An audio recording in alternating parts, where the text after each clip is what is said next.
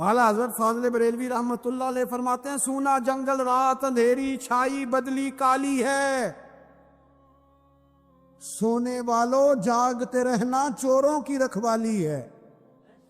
سونے والوں جاگتے رہنا چوروں کی، یہاں تو لوگ ہمارے عقائد کو تباہ کر رہے ہیں، صحابہ اور اہل بیت کے بارے میں، حضور کی نسبتوں کے بارے میں، اور ہمیں فکر نہیں ہے۔ اتنی دور لے جایا جا رہا ہے، اتنا فکری انتشار نہیں کہا۔ حضرت ربیعہ بن کعب کی وہ حدیث تو سارے لوگ سناتے ہیں کہ وضو کرایا کرتے تھے تو نبی پاک نے فرمایا کچھ مانگ لے، انہوں نے جنت میں نبی پاک کا پڑوس ہی مانگ لیا، یہ بخاری میں موجود ہے۔ لیکن وہ والی حدیث بھی پڑھو کہ جب نبی پاک نے انہیں کہا کہ ربیعہ تو مجھے وضو کراتا رہتا ہے، شادی کیوں نہیں کرتا؟ حضور نے نہیں فرمایا کہ اس کا ذاتی معاملہ ہے، میں شادی کراؤں گا، میں اس کام میں کیوں آؤں گا، شادی کیوں نہیں کرتا؟ اس کی حضور کوئی کاروبار نہیں، کوئی معاملہ نہیں، کوئی رنگ روپ نہیں، اور آپ کی خدمت سے بھی رک جاؤں گا۔ کہتے ہیں حضور خاموش ہو گئے۔ اگلے دن پھر پوچھا نکاح کیوں نہیں کرتے؟ میں نے کہا حضور نہ کاروبار ہے، نہ گھر ہے، نہ مکان ہے، نہ رنگ روپ ہے، کون رشتہ دے گا؟ جب میں یہ کہہ کے باہر نکلا نا حضور خاموش ہو گئے، تو میرے دل میں خیال آیا ربیعہ تو بحث کیوں کرتا ہے؟ اور ان کو بتاتا ہے جنہیں اللہ نے سارا کچھ ہی عطا فرمایا ہوا ہے۔ حضور کہتے ہیں شادی کیوں نہیں کرتا؟ تو چپ کر کے کہہ دے محبوبہ جیسے دل کرتا ہے ویسے کر دے، تم آگے سے دلیلیں دیتا پھرتا ہے۔ یہ بھی کو بات ہوئی۔ فرماتے ہیں اگلے دن میں نے ارادہ کر لیا، حضور نے اگر آج کہا تو کہہ دینا یا رسول اللہ جیسے دل ہو کرے۔ میں نے وضو کرایا، میرا خیال تھا حضور یہاں روک کے کہیں گے، یہاں روک کے کہیں گے، پر حضور نے آج بات ہی کوئی نہ کی۔ میں دیر تک سوچتا رہا یہاں کہیں گے، یہاں کہیں گے، پر آج حضور نے بات ہی نہ کی۔ میں پچھتا رہا تھا کہ 2 دن موقع ملا، میں نے ضائع کر دیا۔ فرماتے ہیں وضو پورا کرا کے جب میں باہر نکلا، دروازے تک پہنچا تو محبوب نے آواز دی، بات سن۔ میں ٹھہر گیا، فرمایا شادی کیوں نہیں کرتے؟ کہتے ہیں میرا تو دل پھولوں کی طرح کھل اٹھا۔ میں نے کہا یا رسول اللہ جیسے دل کرتا ہے کرا دے۔ نبی پاک علیہ الصلوۃ والسلام نے فرمایا فلاں قبیلے کے سردار کے پاس جا، اسے کہا اپنی بیٹی کا نکاح تیرے ساتھ کر۔ کہتے میں گیا، تھوڑی دیر کے لیے توقف کیا انہوں نے، لیکن پھر وہ راضی ہو گئے۔ میں واپس آیا، سنو یہ جی اس کا ذاتی معاملہ ہے، لیکن نبی پاک نے دیکھا کہ اس کو ضرورت ہے میری، اس کا نکاح نہیں ہو رہا، گھر نہیں آباد ہو رہا، تو حضور نے پورا کردار ادا کیا۔ میرے محبوب کریم علیہ الصلوۃ والسلام نے حضرت حارثہ بن نعمان کو بلایا، فرمایا تیرا ایک مکان خالی ہے؟ کہ یا رسول اللہ ہاں۔ فرمایا یہ میرے ربیعہ کو دے دے، اس میں رہا کرے گا، دلہن کو لائے گا۔ حضرت بریدہ اسلمی کو بلایا، فرمایا ایک کھجور کی گٹھلی کے برابر سونا چاہیے۔ یا رسول اللہ کس لیے؟ فرمایا میرے اس غلام نے اپنی بیوی کو حق مہر دینا ہے۔ حضرت سیدنا عثمان غنی کو بلایا، تیسرے صحابی، فرمایا ایک مینڈے کا بندوبست تو نے کر کے دینا ہے۔ حضور کس لیے؟ فرمایا میں نے اپنے غلام کا ولیمہ کرنا ہے، بکرے کا بندوبست کر۔ ساری تیاریاں کر کے دیں۔ حضرت ربیعہ کہتے ہیں جب میں دلہن بیاہ کے گھر لایا تو میرے دوست یار رشتہ دار مبارک دینے آئے، کہنے لگے تیری کیا بات ہے، شادی بھی اعلیٰ خاندان، ولیمہ بھی، اور کھجور کی گٹھلی کے برابر حق مہر بھی۔ تو حضرت ربیعہ رو پڑے، فرمانے لگے میں تو کالا کلوٹا حبشی غلام تھا، سلام بھی کوئی نہیں لیتا تھا، مجھے مبارک نہ دو، میرے مصطفیٰ پہ درود و سلام پڑھو۔ یہ سارا حضور کا کرم ہے۔ کہتے ہیں اس کا ذاتی معاملہ ہے، بھئی سارا دن تیرے ساتھ رہتا ہے، اٹھتا ہے بیٹھتا ہے، تیری نوکری کرتا ہے، تو نے کبھی پلٹ کے دیکھا ہی نہیں، تو نے کبھی اشک شوئی نہیں کی، تو نے اتنا ٹائم ہی نہیں دیا کہ تیرے کندھے پہ سر رکھ کے رو سکے، تیری توجہ ہی نہیں۔ نبی رحمت علیہ السلام دائیں بائیں والوں، آگے پیچھے والوں کا خیال رکھتے، جہاں جس کو ضرورت ہوتی حضور اس کی ضرورت میں پہنچتے، اشک شوئی کرتے، نبی پاک پیار کرتے۔ کہتے ہیں اس کا ذاتی معاملہ ہے، میں کیا کروں؟ سنو، حضرت جابر بن عبداللہ رضی اللہ تعالیٰ عنہ کے جو والد تھے نا حضرت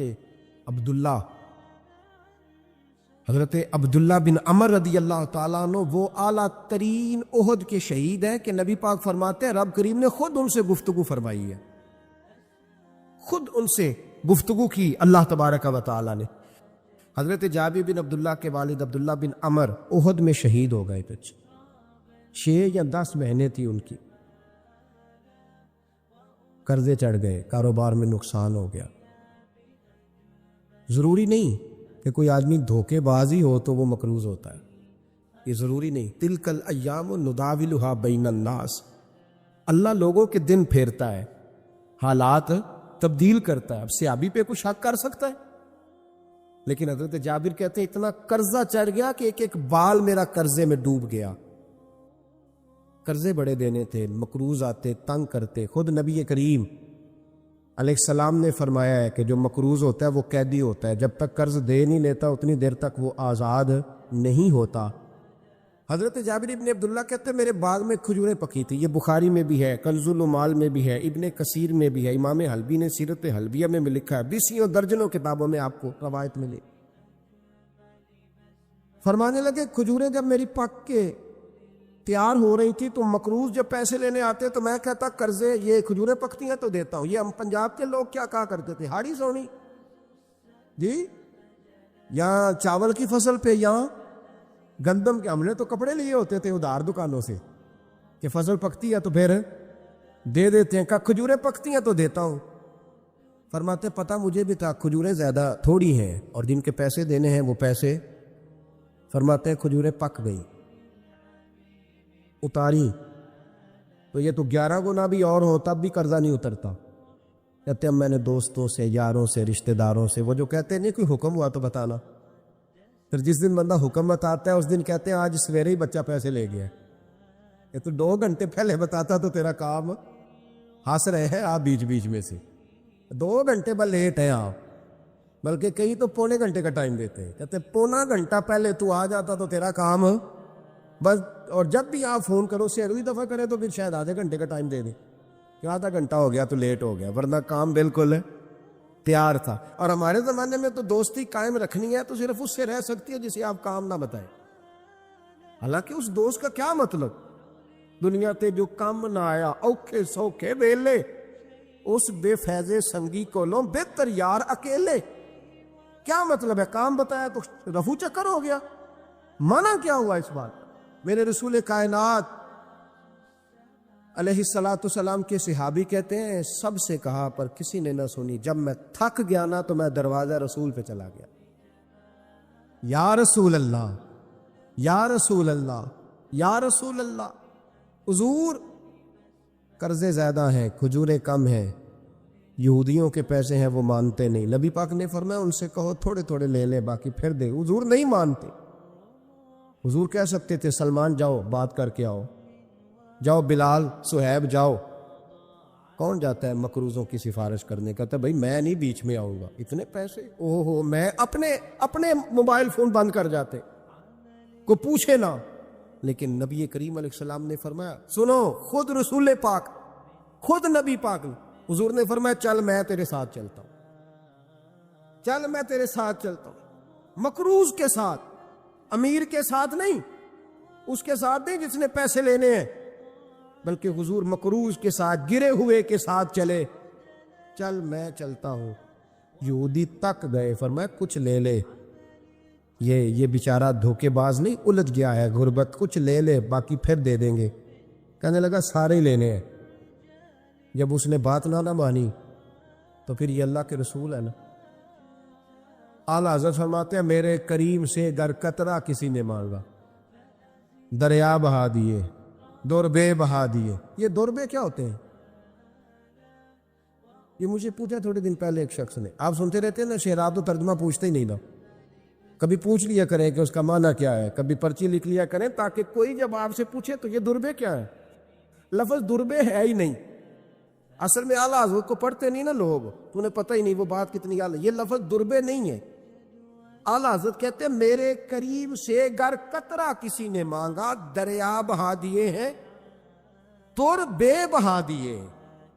دور علیحدہ ہے اور بے بہا، دور کہتے ہیں ہیرے کو، ایک معنی ہیرا ہے، دور بے بہا، بے بہا کی تو سمجھ آتی ہے نا، دور بے بہا دیے ہیں یعنی ہیرے بے بہا دیے ہیں اسے۔ اب سمجھ آئی یہ بات کی، دریا بہا دیے ہیں، دور بے بہا دیے ہیں، یہ معنی ہے شعر کا۔ تو جب وہ نانا مانا یہودی، تو نبی کریم علیہ الصلوۃ والسلام فرمانے لگے نہیں تو پھر پورے لینے ہیں؟ کہنے لگا جی پورے لینے ہیں۔ حضور فرمانے لگے کل آ جانا، سارے دے دیں گے، پورے پیسے تیرے ملیں گے، تو آ جانا۔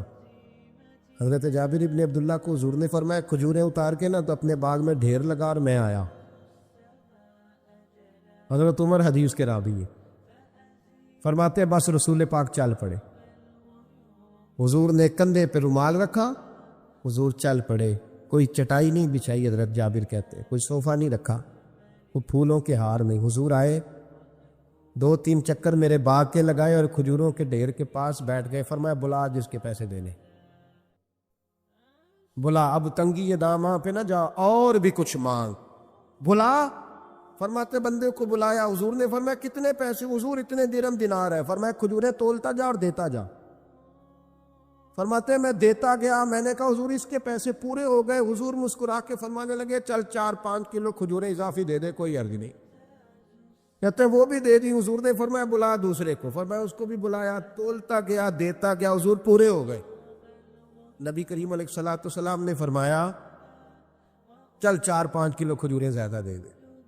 کہتے ہیں قرضے بھی دے دیے، 5-5 کلو کھجوریں بھی زیادہ دے دی۔ محبوب اٹھے، کچی زمین پہ بیٹھے تھے، حضور نے لباس مبارک کو جھاڑا، رومال کندھے پہ رکھا، فرمایا میں مسجد جا رہا ہوں، وہاں آ کے مجھے خبر دینا، وہاں آ کے مجھے بتلانا کہ جب میں آیا تھا تب کھجوریں زیادہ تھی کہ جب واپس گیا ہوں تب زیادہ ہے۔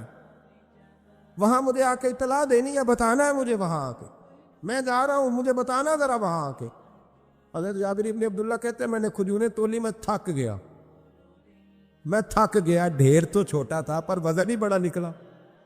کہتے ہیں میں تھک گیا، جتنی دی تھی نا اس سے زیادہ تول کے باقی پڑی رہنے دی۔ میں مسجد میں گیا، ذرا لفظ سننا حدیث کے، کہتے ہیں مسجد میں گیا، جا کے عرض کی یا رسول اللہ میں تول آیا ہوں، جب آپ آئے تھے تھوڑی تھی اور جب واپس آئے ہیں تو کئی گنا بڑھ گئی ہے۔ حضور نے پتہ کیا فرمایا؟ فرمایا یہ بات نا جو تو نے مجھے بتائی ہے، یہ بات ذرا میرے عمر فاروق کو بھی بتا، عمر بڑا راضی ہوگا، عمر کو بھی بتلا یہ بات۔ گویا نبی پاک کے معجزات کی، فضائل کی، شمائل کی باتیں جب بتائی جاتی تھیں صحابہ کے دل ٹھنڈے ہوتے۔ عمر کو بھی بتا، عمر راضی ہوں گے۔ جناب جابر ابن عبداللہ رضی اللہ تعالیٰ عنہ فرماتے ہیں میں حضرت عمر کے پاس گیا، میں نے کہا عمر میری یہ رائے تھی کہ جتنی میری کھجوریں ہیں 11 گنا اور بھی اتنی ہو تو پھر بھی قرضہ نہیں اترتا، لیکن سارے قرضے بھی اترے، 5-5 کلو کھجوریں بھی زیادہ دے دی اور پہلے سے زیادہ کھجوریں پڑی ہیں۔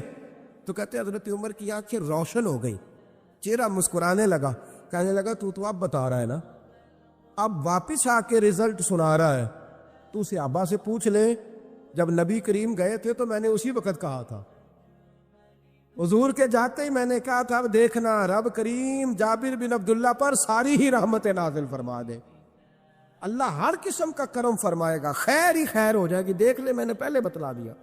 میرے نبی پاک سلام چھوٹی چھوٹی باتوں کا خیال رکھ، چھوٹی چھوٹی چیزوں پر توجہ دیتے، خیال کرتے کس کو کس وقت کس چیز کی کہاں حاجت ہے، اس کی وہ حاجت پوری کی جاتی، اس کا دھیان رکھا جاتا۔ حضرت جابر خود فرماتے، یہ مسلم کے لفظ ہے، فرماتے ایک دفعہ میں حضور کے ساتھ جہاد پہ گیا تھا، میرا اونٹ کمزور تھا، میں پیچھے رہ گیا۔ ہمارے یہاں شرط لگتی ہے نا، اللہ تعالیٰ خیر فرمائے، ایک بھائی گاڑی خریدتا ہے پھر دوسرا چاہے زیور بیچے اس نے بھی خریدنی ہوتی ہے، ورنہ گھر میں گھسنے کی اجازت نہیں ملتی، بہت سارے خرچے۔ یہ جو جوائنٹ فیملی سسٹم ہے نا، اکٹھے جو ہاں بھائی رہتے ہیں 3 4 5 6، اس کے بہت سارے خرچے ضد کی وجہ سے بڑھ جاتے ہیں، اس نے کیا ہے تو لہذا میں نے بھی، ہوتا ہے نا جی ایسے، تو پھر اس ضد میں کو پیچھے پلٹ کے نہیں دیکھتا کہ چلو جو پیچھے رہ گیا اس کا بھی ہاتھ پکڑے ساتھ آ جائے، دوڑتے رہتے، اس میں بیچارے کئی تھک جاتے ہیں، کئیوں کے پیر دوڑ دوڑ کے سوج جاتے ہیں، بڑے مسئلے بنتے ہیں، لیکن پیچھے پلٹنے کو کوئی تیار ہے؟ اس دوڑ نے ہمیں تھکا کے رکھ دیا۔ مسلم میں ہے، جناب جابر ابن عبداللہ کہتے ہیں حضور کے ساتھ میں جہاد پہ گیا، واپس آ رہا تھا، میرا اونٹ کمزور تھا، بوڑھا تھا، بیمار تھا، سب لوگ آگے گزر گئے، میں پیچھے رہ گیا، کچھ میں پریشان رہتا تھا غربت سے، تو میں مایوس بھی تھا، ذرا پیچھے رہ گیا، پریشان تھا۔ فرماتے ہیں نبی پاک نے نا 2-3 دفعہ پلٹ کے دیکھا، ادھر دیکھو، میں نے اپنی زندگی میں بڑے لوگ دیکھے ہیں، وہ امیروں میں چلے گئے، پیچھے پلٹ کے انہوں نے غریبوں کو کبھی نہیں دیکھا کہ وہ ایک دوست ہوتا تھا ہمارا جو ماڑا ہے، غریب ہے، پلٹ کے نہیں دیکھا۔ کہتے ہیں نبی کریم علیہ الصلاۃ والسلام نہ آگے گئے، سب سے آگے۔ حضور نے 2 4 5 دفعہ نہ پیچھے پلٹ کے دیکھا۔ جابر ابن عبداللہ کہتے ہیں جب میں نظر نہ آیا تو میرے محبوب کا انداز کریمانہ دیکھیں، حضور اعلانیہ فرمانے لگے، بھئی مجھے جابر نہیں نظر آ رہا۔ بے خبر ہو جو غلاموں سے، واقعہ کیا ہے؟ واقعہ کیا ہے؟ یہاں ہمارے استاد جب یہ حدیث پڑھا رہے تھے نا، یہ حدیث پڑھا رہے تھے تو اچانک رونے لگ گئے۔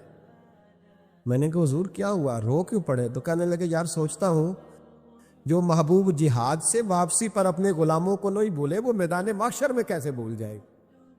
وہ وہاں بھی پوچھیں گے فلانا کدھر گیا، فلانا کدھر گیا، ایک ایک کا نام لیں گے، حضور نام لیں گے، ہماری موج بن جائے گی۔ نبی کریم نے پلٹ کر کے دیکھا، جابر نہیں نظر آ رہے۔ حضور ان کا اونٹ کمزور ہے، پیچھے رہ گئے۔ حضور نے یہ نہیں فرمایا کہ ذرا آہستہ کرو ساتھ، یہ نہیں فرمایا، بلکہ نبی پاک نے فرمایا تم چلو۔ قافلہ چلتا رہا، حضور نے گھوڑا پیچھے کی طرف موڑا، سب سے پیچھے آئے۔ جناب جابر کہتے ہیں پیچھے میرے پاس۔ اس حکمت کو آپ سمجھیں، حدیث کے لفظوں پر آپ غور کریں۔ ایک کہہ کے کہنا ذرا اس کو میرے پاس لاؤ، یہ بات اور ہے، ذرا آہستہ ہو جاؤ، وہ بھی ساتھ مل جائے۔ لیکن یہ معنی اور ہے کہ غریب جہاں بیٹھا ہے اس کے پاس خود چل کے جانا۔ حضور خود پلٹ کے پیچھے آئے اور فرماتے میں جو کہ پریشان تھا تو محبوب میری طرف دیکھ کے فرمانے لگے اس کو دوڑاتا کیوں نہیں، پیچھے کیوں رہ گیا؟ تو کہتے ہیں مایوس بندہ، پریشان بندہ کبھی کبھی وہ اس طرح بولتا ہے کہ جیسے کڑ رہا ہے، تھوڑا سا نا سخت ترش باتیں بھی کرتا ہے۔ کہتے ہیں میں نے اس عالم میں نا، میں نے کہا حضور اس قابل ہوتا تو سب کے ساتھ مل نہ جاتا، کمزور ہے، ماڑا ہے، مہران ہے، اور وہ بھی پرانی جو چل ہی نہیں سکتی، یہ کہاں یا رسول اللہ دوڑے گا، اس قابل ہی نہیں ہے۔ حضور اس قابل ہوتا تو قافلے کے ساتھ نہ ہوتا۔ کہتے ہیں حضور نے میری طرف توجہ فرمائی، میں باتیں کر رہا تھا اپنے اندر کی پریشانی کی تو حضور مسکراتے جا رہے۔ حضور کے ہاتھ میں چھڑی تھی، فرمانے لگے ایسے ہی تو باتیں کر رہا ہے۔ نبی پاک نے اونٹ کی پشت پہ چھڑی لگائی اور فرمایا تو دوڑتا کیوں نہیں؟ بڑے ہلکے سے مسکرا، اوے تو دوڑتا کیوں نہیں؟ تو جناب جابر بن عبداللہ کہتے ہیں جو سب سے پیچھے تھا نا وہ سب سے آگے نکل گیا، وہ دوڑتا گیا، دوڑتا۔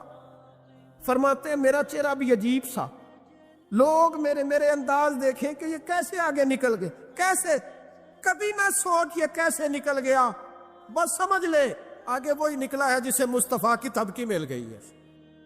تو یہ نہ کہ سیاست کر گیا، چلاکی کر گیا، بس تھپکی مل گئی تو بات بن گئی۔ کہتے ہیں میں نکل گیا آگے، حضور کی تھپکی جو ملی تھی۔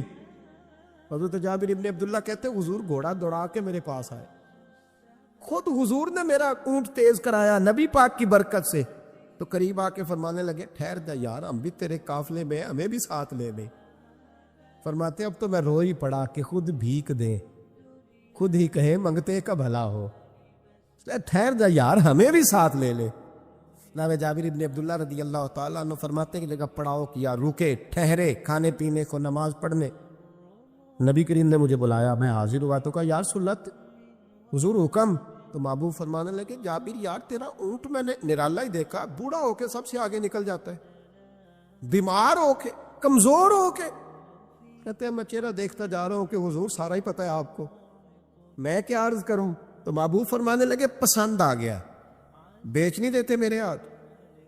کہا یا رسول اللہ آپ رکھ لیں، حضور آپ کا یہ۔ فرمایا نہیں میں پیسے دوں گا۔ کتنے کا ہے؟ کہا یا رسول اللہ آپ رکھ لیں۔ فرمایا پیسے دوں گا۔ یا رسول اللہ مارکیٹ میں جاؤں تو 6-7 دینار کا بکے گا۔ فرمایا نہیں بھائی میں تو پورے 10 دوں گا۔ 6-7 نہیں، میں تو پورے، حساب سیدھا، 6-7 کا کیا حساب ہوا، 10 پورے کا۔ حضور پھر بندہ نوازی ہے نا، کون بول سکتا ہے؟ حضور نے فرمایا بلال تیرے پاس 10 دینار تھے؟ حضور ہیں۔ فرمایا ان کو دے دو، اونٹ کے پیسے رکھ لو اور مال نہ مدینے جا کے دے دے۔ جابر ابن عبداللہ کہتے ہیں میں مدینے گیا شام کو، میں نے نا کبھی اپنے اونٹ کی اتنی خدمت نہیں کی جتنی اس دن کی۔ میں نے اسے بڑے پیار سے نہلایا، میں نے نئی رسی خرید کے اسے نکیل ڈالی، آج محبوب کی بارگاہ میں لے کے جانا ہے۔ کہتے ہیں تیاری کر کے نا، تیاری پوری تیاری کر کے، تن تندور ہڈاں دا بالن تے اسی ہاواں نال تپایا، کپ کپ مکیاں پیڑے کیتے، عشق پلے تھن لایا، تن دا سالن تے من دی ہانڈی، اتو نون صبر دا پایا، غلام فریدا وے میں ساری تیری، تینوں اجے یقین نہیں آیا۔ کہتے ہیں اسے بڑے پریم سے، بڑی محبت سے سجا کے، سوار کے، نکھار کے، تیار کر کے میں نبی کریم کی بارگاہ میں لے کے گیا۔ ظہر کی نماز پڑھ کے حضور نکلے، میری طرف دیکھا، میں نے کہا حضور پیسے لے لیے تھے، یہ آپ کا سامان ہے، مال ہے؟ کہتے حضور نے نکیل تھامی، میں واپس پلٹا، ابھی گلی کی نکر مڑا نہیں تھا، حضور نے آواز دی، جابر ذرا سن تو صحیح۔ کہتے میں واپس آیا ہوں تو حضور مجھ سے باتیں کرنے لگے، فرمانے لگے یہ میرا اونٹ ہے، اسے کمزور اور بوڑھا نہ سمجھنا، کبھی جانوروں میں دوڑا کے دیکھنا، سب سے آگے نکل جاتا۔ اور کریم محبوب فرمانے لگے 6-7 دینار کا نہ سمجھنا، میں نے پورے 10 دینار کا خریدا۔ اور پھر حضور پھر مسکرائے، فرمایا جابر تمہیں پتہ ہے تحفہ لینے دینے سے محبت بڑھتی ہے؟ حضور ہاں۔ فرمایا رکھ لو، میں تمہیں تحفے میں دینا چاہتا ہوں، رکھ لو، میں تحفے میں دینا چاہتا ہوں۔ جناب جابر ابن عبداللہ کہتے ہیں میں واپس لوٹ رہا تھا، رو رہا اور کہہ رہا تھا جیسا نبی اللہ نے مجھے دیا، جیسا رسول اللہ نے، سب سے اولا ہو اعلیٰ ہمارا علم۔ آنکھیں بند کر کے جھوٹ کی زندگی جی کے، اپنے ساتھ بددیانتی کر کے، دھوکہ دے کے اپنے آپ کو، دائیں بائیں اپنے آپ کو کہیں مصروف رکھ کے کچھ وقت ضائع تو کر لیتے ہو، پر تمہیں پتہ تو ہے نا کہ عبادت اللہ کی کرنی، تمہیں اس کی خبر ہے۔ اور میرے رسول پاک علیہ وسلم نے فرمایا بندہ اللہ کے سب سے قریب اس وقت ہوتا ہے جب وہ سجدے کی حالت میں ہوتا ہے۔ کس کے قریب ہوتا ہے؟ اللہ کے سب سے قریب ہوتا ہے، وہ بڑا نیڑے ہے رب کے، بڑا قریب ہے، اس لیے کہ وہ حالت سجدہ میں، وہ جب سجدے کرتا ہے نا، اس کی بارگاہ میں جب جھک جاتا ہے۔ آپ ذرا سجدے کی کیفیت دیکھیں نا، زبان بھی یہاں ہے، آنکھ بھی یہاں ہے، کان بھی، عقل بھی ساری، اس نے سارا کچھ رکھ دیا سجدے۔ آپ وہ کبھی پیچھے جائیں تو دیہاتوں میں کہا جاتا تھا ناک سے نکیریں نکالو، بہت بڑی سزا ہوتی تھی نا، ناک سے نکیریں نکالو، بڑی سزا ہوتی تھی۔ تو اس نے کہا مالک مجھے کسی نے کہا نہیں، پر دیکھنا میں نے رکھ دی ساری عقل سجدے میں، اور رکھ کے کہا کیا سبحان ربی یا اللہ، اللہ میں پست ہوں تو اعلیٰ ہے، اللہ تو میرا رب ہے اور تو سب سے اعلیٰ اتنا۔ اور فرمایا جب یہ اس کیفیت میں ہوتا ہے تو پھر یہ اپنے رب کے قریب ہوتا ہے۔ میرے نبی کریم علیہ الصلاۃ والسلام نے مصلی سے دل لگانے کا درس دیا، حضور نے توجہ دلائی، صحابہ اس ذوق کے حامل لوگ تھے، وہ کوشش کرتے تھے۔ جناب صدیق اکبر رضی اللہ تعالیٰ عنہ کا عبادت کا مزاج ہمیشہ قائم رہا۔ حضرت عمر فاروق ساری رات اللہ کے حضور کھڑے رہے۔ حضرت عثمان غنی رضی اللہ تعالیٰ عنہ عشاء کی نماز پڑھ کے 2 رکعتوں کی نیت باندھتے تھے، 15 سپارے پہلی رکعت میں پڑھ دیتے اور 15 سپارے قرآن مجید کے دوسری رکعت میں پڑھ دیتے۔ آپ نے نا حضرت عمر فاروق کے وصال کے بعد ان کی ایک بیوہ سے نکاح کیا، حضرت عثمان غنی نے نکاح کیا۔ وہ خاتون آپ کے نکاح میں آئیں تو عرض کرنے لگی امیر المومنین میرے لیے اعزاز تو بہت ہے کہ میں امیر المومنین کی بیوہ تھی تو امیر المومنین کی منکوحہ ہو گئی ہوں، لیکن حضور نہ تو میں جوان ہوں کہ میرے اندر رغبت ہوتی اور نہ میں اب اس قابل ہوں کہ کوئی خدمت کر سکوں، میرے ساتھ نکاح کی وجہ کیا بنی؟ عثمان غنی رو پڑے، فرمانے لگے میں نے عمر فاروق کو مسجد میں اپنے رب سے ڈرتے ہوئے دیکھا، میں نے اسے روتے ہوئے دیکھا، عدل کرتے دیکھا، انصاف کرتے دیکھا، امت کی خیر خواہی کرتے دیکھا۔ تمہارے ساتھ نکاح اس لیے کیا ہے کہ تم مجھے یہ بتاؤ کہ عمر فاروق گھر کے اندر اپنے رب کو کیسے راضی کرتے ہیں، گھر کے اندر کیسے راضی کرتے تھے، وہ طریقے بتلاؤ، تم بتاتی جانا اور میں بھی اسی طرح گھر میں عبادت کروں۔ جس گھر میں اللہ کا ذکر ہوتا ہے وہ گھر زندوں کا ہے، اور جس گھر میں رب کریم کا ذکر نہیں ہوتا وہ گھر زندوں کا نہیں ہے۔ گھر نہ ہم نہ کتابوں میں پڑھتے ہیں کہ بزرگ کہتے ہیں، حضرت فضیل بن عیاض کہتے ہیں کہ میں ایک گلی سے گزر رہا تھا تو گھر کے اندر کسی قاری صاحب نے قرآن کی آیت پڑھ دی، وَلِمَنْ خَافَ مَقَامَ رَبِّهِ جَنَّتَانِ۔ میں تو میرے کانوں سے ٹکرائی تو اللہ نے میری کایا ہی پلٹ دی، میں توبہ کر گیا۔ اب گھر کے اندر سے آواز آئے تو صحیح نہ تلاوت کی، پر اندر سے آواز آتی نہیں، یا ڈیک بجنے کی آواز آتی ہے، یا ٹی وی چلنے کی آواز آتی ہے، یا دھوم مچانے کی آواز آتی ہے۔ عبادت کا وہ جو خاص شوق تھا، وہ جو حسن تھا، وہ جو توانائی، وہ جو بات۔ ایک جگہ پہ ہم بیٹھے تھے تو وہاں ایک صاحب آئے اور انہوں نے آتے ہی کہا کہ مہربانی کریں ذرا مجھے مصلی دے دیں، میرے نہ کچھ نفل رہ گئے۔ تو میں نے وضو کر لیا تو کوئی مصلی مل جائے، مصلی انہیں دے دیا گیا، وہ مصلی لے کے چلے گئے۔ تو پیچھے ایک صاحب نے تبصرہ کیا کہ انہوں نے کتنا ریاکار بندہ ہے، لوگوں کو دکھا رہا ہے کہ میں نفل پڑھتا ہوں، ہے کو بات کرنے والی۔ میں نے اسے کہا، میں نے کہا تو مہربانی کرنا، اس طرح کی ریاکاری تو بھی کر، پکڑ مصلی اور جا تو بھی تھوڑی ریاکاری کر کے آ، اٹھ ذرا، شکر کر کوئی یہ ریاکار بھی ملا ہے، کوئی نفل پڑھ کے ریاکاری کر رہا ہے۔ اللہ کا میں کہتا ہوں کو پڑھے تو صحیح نہ، یا یہ کوئی دور ہے نفل پڑھنے کا؟ اس میں تو لوگوں کا مزاج ہی نہیں، طبیعت ہی نہیں۔ میں نے کہا چل مہربانی کر یہ دے مصلی اور تو بھی جا تھوڑی سی کاریا ریاکاری کرو تو صحیح نا، مزاج ہی نہیں، ذوق۔ جمعے کی نماز پڑھ کے یوں دنیا بھاگتی ہے، او ہو پتہ نہیں کون سی پیچھے آگ تھی جو بجھائی جائے گی۔ اور آج تک لوگ مسئلہ پوچھ رہے ہیں کہ جمعے کی بعد والی سنتیں کتنی ہوتی ہیں۔ میں نے کہا کتنے سال ہو گئے جمعہ پڑھتے، کتنے سال ہو گئے، ابھی تک سنتوں کا نہیں پتہ، ابھی تک نہیں علم کے پہلے کتنی رکھتے ہیں اور بعد میں کتنی رکھتے ہیں۔ فجر کی سنتیں کب پڑھنی چاہیے؟ سنو فجر کی سنتوں کے بارے۔ میرے رسول کریم سید عالم صلی اللہ تعالی علیہ وسلم سے ایک صحابی نے پوچھا تھا، حضور میری فجر کی سنتیں رہ گئیں یا رہ جاتی ہیں تو حکم کیا ہے؟ کیا انداز ہے حضور کا؟ بخاری مسلم کے لفظ سنو، حضور سید عالم صلی اللہ علیہ وسلم فرمانے لگے، اس نے کیا پوچھا تھا؟ حضور جواب کیا دیتے؟ فرمایا فجر کی سنتیں کبھی نہ چھوڑنا، فجر کی پہلی 2 سنتیں کبھی نہ چھوڑنا۔ یا رسول اللہ صلی اللہ تعالی علیہ وسلم میری رہ گئی ہیں، رہ جاتی ہیں۔ فرمایا فجر کی 2 سنتیں نہ چھوڑنا، فرمایا فجر کی پہلی 2 سنتیں مجھے دنیا اور دنیا کے اندر جو کچھ ہے وہ سب سے زیادہ پیاری ہے۔ فجر کی 2 سنتیں دنیا اور دنیا میں جو کچھ ہے مجھے وہ سب سے زیادہ پیاری ہے، اس لیے فجر کی سنتیں نہ چھوڑ۔ اپنا ذوق، اپنی طبیعت، ہم نے نا ذوق غلط بنا لیا۔ اگر 20 بندے کہہ بھی دیں گے تو نے بڑی شاندار تلاوت کیا تو کیا اس سے بنے گا؟ 100 بندہ کہہ بھی دے تیری کیا بات ہے، کیا بات ہے نعت خاں کی، کیا بات ہے علامہ صاحب کی، پیر صاحب، پیر مہر علی شاہ صاحب رحمۃ اللہ علیہ۔ آپ تشریف فرماتے تو آپ کے ایک ہی بیٹے بابو جی جن کو کہا جاتا ہے، جس دن صاحبزادے پیدا ہوئے تو خادم نہ وہاں سے نکلا۔ ان لوگوں کے شوق اور طرح کے تھے نا، تو ان کی توجہ بھی اپنے شوق کی طرف رہتی۔ تو خادم نکلا اندر سے، پیر صاحب مبارک ہو، پیر صاحب مبارک ہو، پیر صاحب مبارک ہو، پیر صاحب مبارک ہو، شور کر رہا ہے۔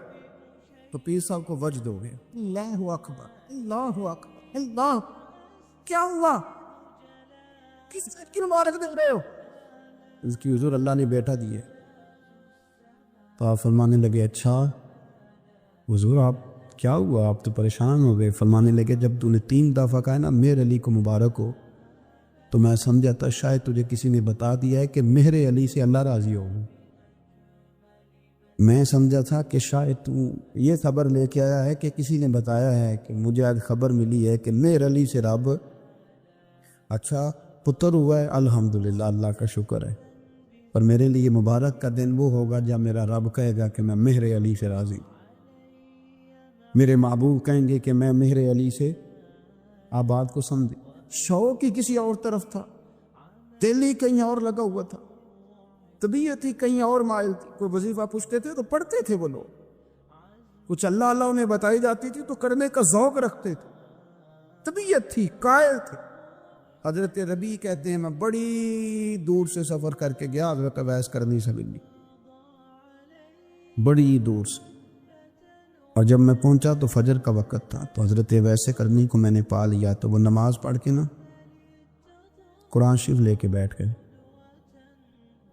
فرماتے ہیں اشراق چاشت کا وقت ہوا تو نفلوں کی نیت باندھ لی۔